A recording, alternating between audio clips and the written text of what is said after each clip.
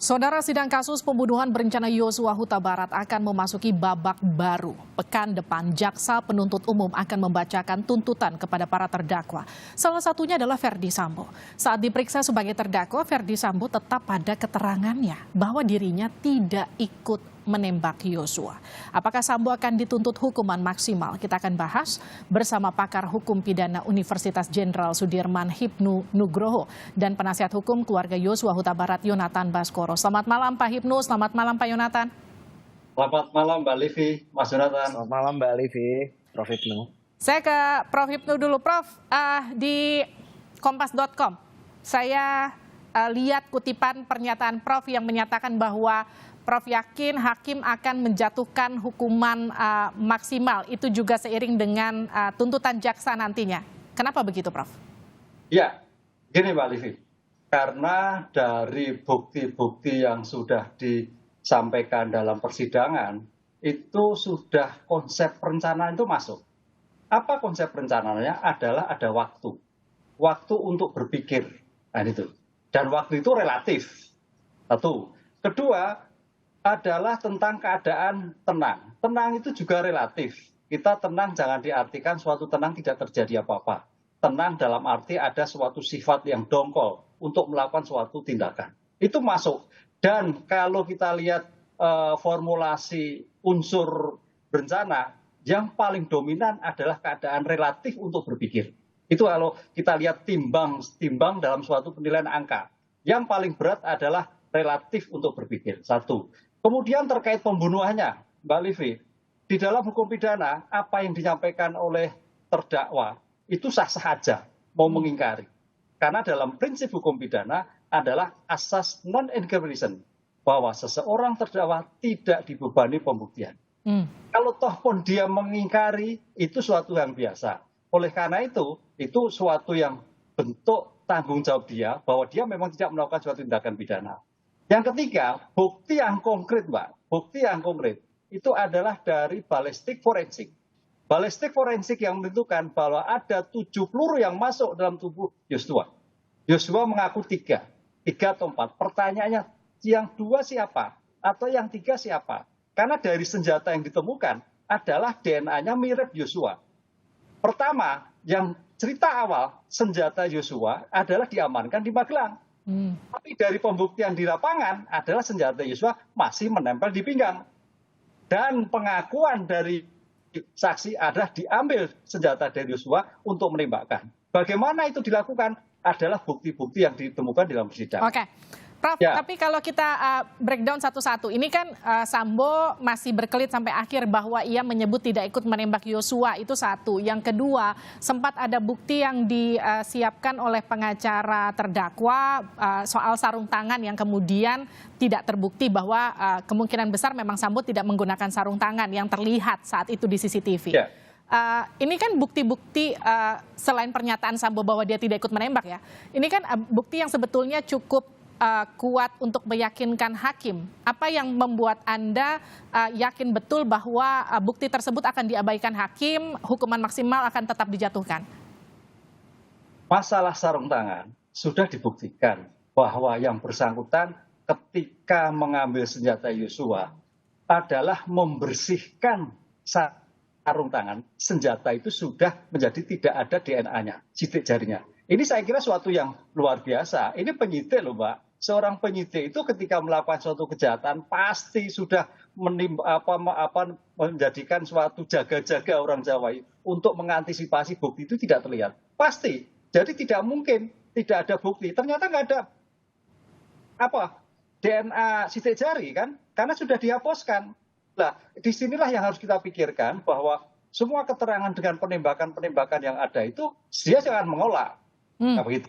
Terkait dengan perencanaan pasti menolak. Tapi bukti kaitannya waktu dengan penembakan yang ada, dengan senjata yang ada, saya kira sudah cukup melakukan bahwa itu suatu pembunuhan dan pembunuhan dilakukan suatu perencanaan. Baik, kita lanjutkan perbincangannya di Sapa Indonesia Malam. Kita masih membahas jelang tuntutan jaksa terhadap para terdakwa pembunuhan Yosua. Apakah kemudian Sambo akan dituntut hukuman maksimal? Masih bersama dengan pakar hukum pidana Universitas Jenderal Sudirman Hipnu Nugroho dan penasihat hukum keluarga Yosua Yonatan Baskoro. Mas Yonatan, pembacaan tuntutan tuntutan terhadap para terdakwa, termasuk Sambo, ini kan rencananya akan dilakukan pekan depan. Apa yang jadi perhatian utama keluarga Yosua? Tentu kami melihat dalam hal ini tuntutan pasti akan sesuai dengan harapan publik, saya rasa. Harapan publik ya yang seperti kita ketahui sama dengan harapan keluarga, apalagi keluarga kan begitu. Tuntutan yang kita harapkan tentu adalah hukuman yang setimpal. Ya kalau maksimal artinya memang terbukti begitu ya. Dan saya yakini juga untuk pembunuhan berencana ini sebetulnya sudah memenuhi unsur begitu. Tinggal bagaimana nanti majelis hakim. Tetapi apa yang mau saya sampaikan di sini adalah ketika kita melihat hukuman ataupun penuntutan dan nanti pada akhirnya vonis, kita akan melihat nanti dasar pertimbangan-pertimbangan yang disajikan di dalam persidangan. Karena kalau kita melihat dasar peringan Verdi Sambo ini saya lihat tidak ada. Hanya mungkin ucapan penyesalannya saja di akhir. Tetapi kalau kita melihat dasar pemberat, yakni Sambo ini adalah seorang jenderal, Kadif Propam, kemudian yang seharusnya bisa menggunakan kewenangannya untuk menangkap almarhum jika memang betul almarhum melakukan kesalahan, tetapi ini kan dibunuh begitu. Kemudian juga dalam hal ini menghancurkan citra Polri begitu. Ditambah lagi melibatkan banyak orang, banyak kepolisian yang harus kehilangan pekerjaannya dan terlibat sampai di demosi. Saya rasa itu akan memberatkan Verdi Sambo sehingga hukuman nanti atau vonis nanti bahkan tuntutan itu akan maksimal menurut saya, terutama untuk FS sebagai aktor intelektual di dalam kasus ini. Iya, lagi-lagi soal meskipun Sambo tetap bersikeras dia tidak ikut menembak, meskipun Putri juga berulang kali menyatakan ia adalah korban dari perilaku Yosua, Anda tetap yakin bahwa hukumannya akan tetap hukuman maksimal? Ya kalau kita lihat tadi sudah disampaikan oleh Prof. Hipnu bahwasannya terdakwa ini kan punya hak ingkar, jadi dia bisa berbicara apa saja. Tetapi berdasarkan keterangan saksi yang lain, bukti-bukti yang lain yang telah disajikan di persidangan itu akan dicocokkan dan disesuaikan. Dan saya rasa justru apa yang disampaikan di dalam pembelaan ketika itu tidak terbukti dan dianggap oleh majelis hakim sebagai hambatan atau berbelit-belit di dalam persidangan, justru itu akan memberatkan, Mbak. Jadi itu yang sebetulnya kita harapkan. Sudahlah, jujur saja, buka apa adanya. Tetapi ternyata memang sampai akhir ini konsisten dengan statement-statementnya yang disampaikan dan itu banyak kejanggalan begitu. Saya rasa ini, saya percaya dan keluarga percaya hakim bisa melihat ini secara objektif dan itu mungkin saya yakini akan dianggap sebagai penghambat ataupun berbelit-belit di dalam jalannya persidangan.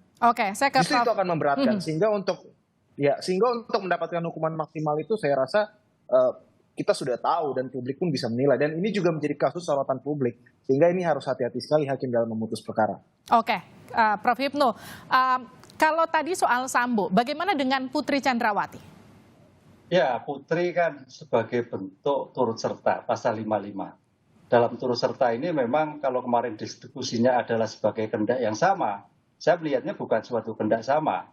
Karena suatu kehendak sama itu kita tidak pernah harus berpikir bahwa hal yang bersifat subjektif masing-masing peran serta, Mbak Livi, itu jangan diobjektifkan. Tapi dari yang objektif harus disubjektifkan. Artinya apa? Dalam suatu peran serta itu juga dilihat dari kemampuan dari orang yang bersangkutan. Terdakwa yang bersangkutan. Bu Putri itu perannya seperti apa? Membantukah? Membersihkan di RKK? Kan gitu. Ataukah malah mempersiapkan? Itu kita harus lihat. Kalau hanya sebagai membantu ya saya kira tidak masuk kualifikasi yang memberatkan. Seperti yang disampaikan Mas Jonathan, aktor intelektualnya adalah Pak Sambo.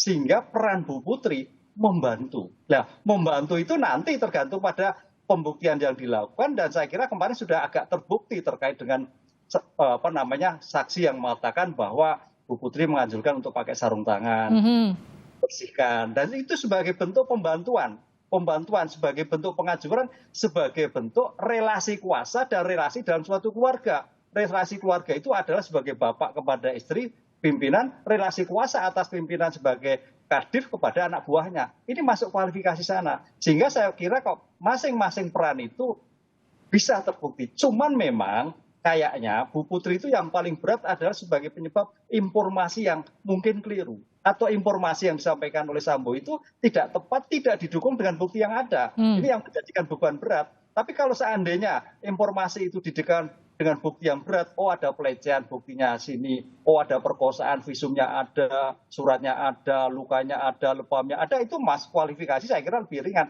Tapi kini kan tidak ada. Disinilah saya kira peran-peran yang disampaikan oleh baik R, baik K, baik P, baik Eliezer itu sangat variatif sekali. Sangat ya. Artinya Anda yakin Putri juga akan dapat tuntutan hukuman yang maksimal? Oh enggak. Kalau Bu Putri enggak. Justru tidak? Tidak seperti Sambo? Tidak seperti Sambo, karena Sambo sebagai aktor intelektual. Oke, lalu bagaimana dengan Eliezer? Eliezer pasti. Eliezer adalah sebagai justice kolaborasi. Yang membuka, yang membantu kontribusi. Dan kontribusi ini bukan hanya di persidangan Mbak Ini, tapi ada di pengungkapan perkara, di praadjudikasi. Justru yang menarik kalau kita simak perkara ini adalah di praadjudikasi. Bagaimana suatu kasus yang tadinya mau ditutup, di backup sampai dibuka seperti ini. Ini suatu luar biasa. Sehingga saya kira Eliezer tetap dipidana, tapi ringan. Karena perannya sebagai justice kolaborasi. Oke, ini akan jadi pertanyaan untuk Mas Yonatan. Bagaimana kemudian harapan keluarga terhadap hukuman untuk Eliezer? Kan sempat ada permintaan maaf, sudah dimaafkan juga oleh keluarga, oleh orang tuanya langsung. Di persidangan kita juga bisa menyaksikan bersama-sama. Bahkan sempat ada momen pertemuan antar keluarga orang tua Eliezer dengan orang tua Yosua. Kala itu seperti apa harapan keluarga Yosua untuk hukuman terhadap Eliezer? Karena bagaimanapun Eliezer adalah eksekutornya. Yang pertama, kami keluarga ya memang diajarkan untuk saling memaafkan dan mengampuni siapapun yang berbuat salah kepada kami, termasuk apa yang sudah disampaikan oleh Mbak Livi tadi di dalam pertemuan keluarga beberapa waktu yang lalu. Memang keluarga sudah memaafkan walaupun cukup berat untuk menerima kondisi dan keadaan anak kesayangan almarhum Brigadir Yosua sudah tidak ada. Tetapi yang mau saya sampaikan di sini terkait bagaimana dengan hukuman yang akan dijatuhkan oleh kepada Richard, sepenuhnya kami serahkan kepada majelis hakim. Dan kami juga berharap apapun itu keputusan hakim, kami berharap yang seadil-adilnya. Dan kami dari keluarga akan menghormati setiap keputusan yang akan dikeluarkan oleh majelis hakim maupun tuntutan nanti yang akan dibacakan oleh jaksa penuntut umum. Sehingga yang penting adalah semua yang terbukti dan semua yang terlibat harus diadili dengan adil. Begitu sih Mbak. Oke, Mas Yonatan, ketika diperiksa sebagai saksi kan keluarga sempat hadir di persidangan. Apakah ketika tuntutan dan juga vonis nanti keluarga juga akan hadir? Sampai saat ini kita masih belum berbicara sampai ke arah sana. Tetapi yang jelas selama jalannya proses di dalam persidangan sampai akan dibacakan tuntutan minggu depan, itu kita selalu memantau dari kejauhan. Karena memang kan keluarga juga punya kesibukan masing-masing, kemudian terbatas juga dengan jarak yang cukup jauh dari Sungai Bahar harus ke Jakarta. Tetapi tidak menutup kemungkinan jika memang nanti keluarga menginginkan untuk hadir, kita akan berkomunikasi dengan keluarga bagaimana sebaiknya. Kalau memang harus datang, kami pasti hadir. Yang pasti keluarga berharap tuntutan dan juga putusan yang seadil-adilnya atas tewasnya almarhum Yosua, begitu kira-kira. Terima kasih pakar hukum pidana Universitas Jenderal Sudirman Hipnu Nugroho dan penasihat hukum keluarga Yosua Huta Barat Yonatan Baskoro telah meluangkan waktunya di Sapa Indonesia Malam.